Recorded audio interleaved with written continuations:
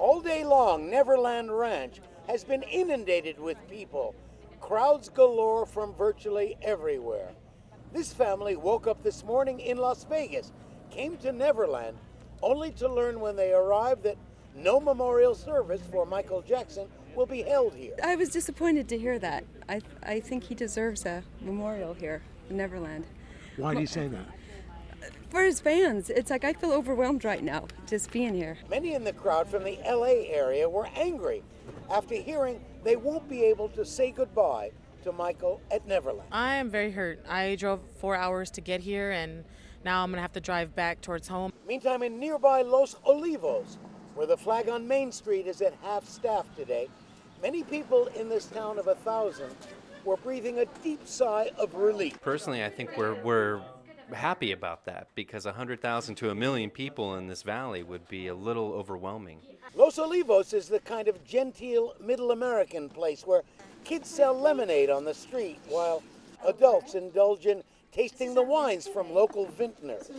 When residents heard about the Jackson crowd coming here, well, we're a tiny town. We like being tiny, so I'm a little frightened if the hordes do converge. Still, with all the activity here, there are local suspicions Neverland will eventually become a Graceland kind of tourist attraction. It's too scary to even contemplate at this point.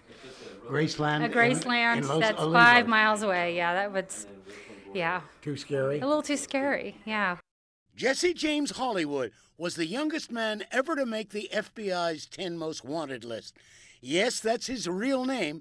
It's on his birth certificate. It was also on wanted posters all over the West. Hollywood was wanted for the murder and kidnapping of 15-year-old Nicholas Markowitz of West Hills, whose body was found in a shallow grave in the wilderness north of Santa Barbara. This is a particularly heinous crime. The victim was a young man with the rest of his life in front of him, and because apparently Jesse James Hollywood was owed a debt, it was time for that young life to be extinguished. Raised in the San Fernando Valley, Jesse James Hollywood is accused of being the ringleader of a group of pot-dealing party boys who teamed up to kill Markowitz.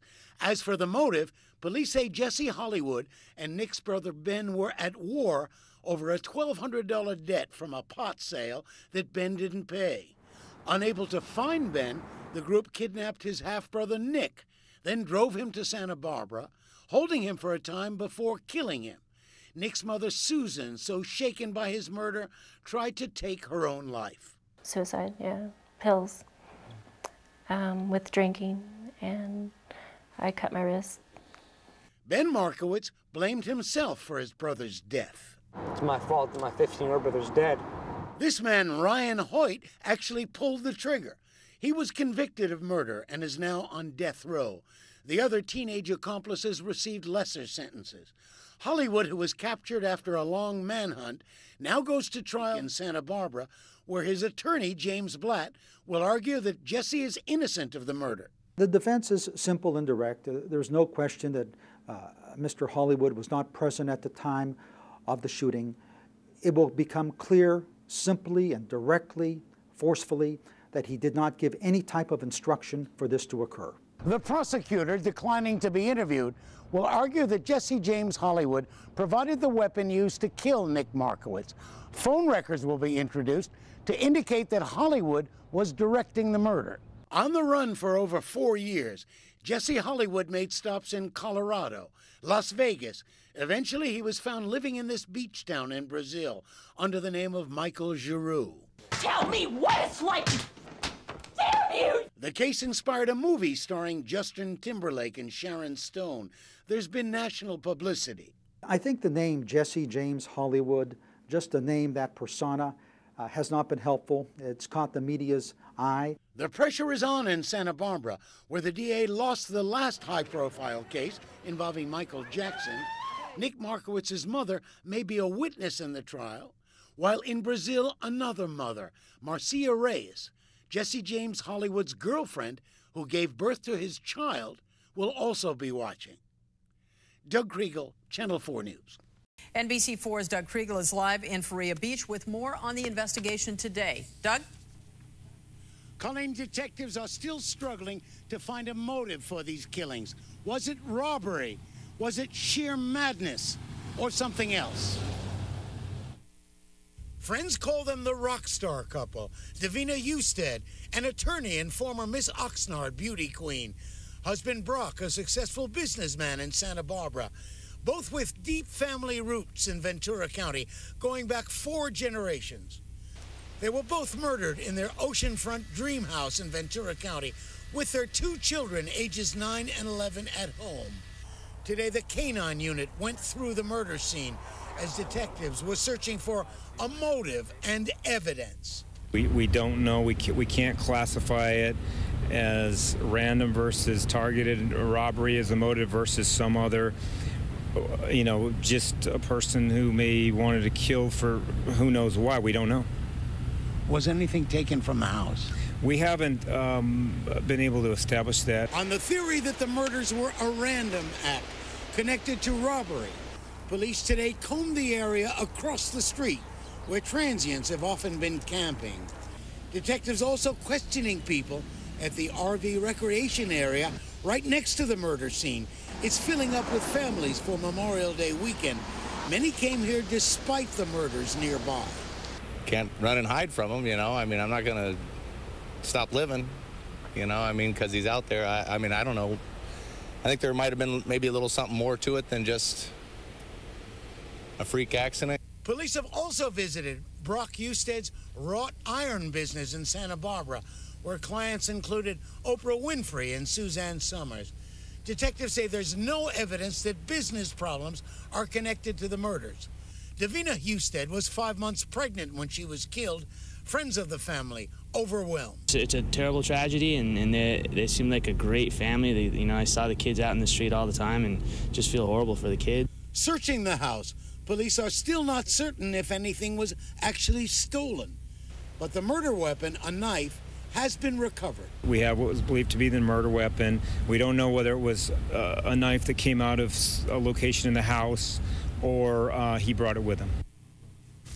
Back live, a man was arrested here on a stolen property charge, but it was not connected to the homicides. The 9-year-old boy who saw the man that killed his parents is with other family members tonight. Police have questioned him very delicately.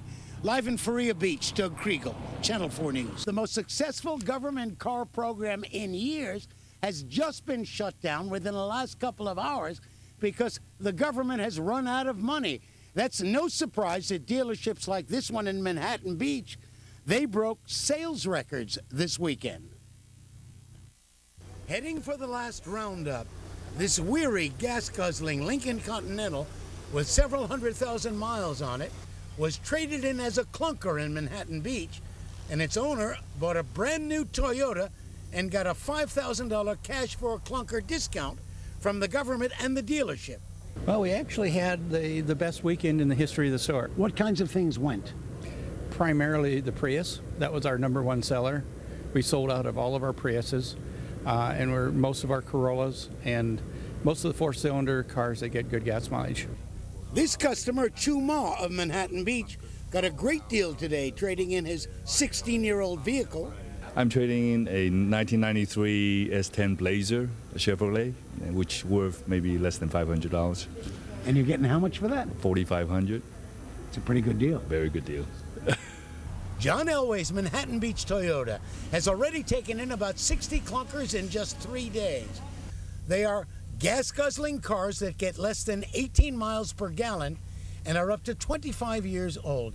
Some of the owners thank Obama for offering $3,500 to $4,500 cash. This dealership adds another $500 on the deal. It's a win for the consumer because they're getting $3,500 or $4,500 for their old clunker, and it's a win for us because we're seeing sales increase. We're having a great month, and it's just been an amazing response. Of course, these old polluting clunkers have to be destroyed and taken off the road. This Lincoln Continental, which once had a certain nobility during its lifetime in Southern California, was poisoned today, put to death, when they poured liquid glass into the engine. Eventually, it stopped. Well, the Cash for Clunkers program barely lasted a week, shut down for being too successful. Live in Manhattan Beach, Doug Kriegel, Channel 4 News.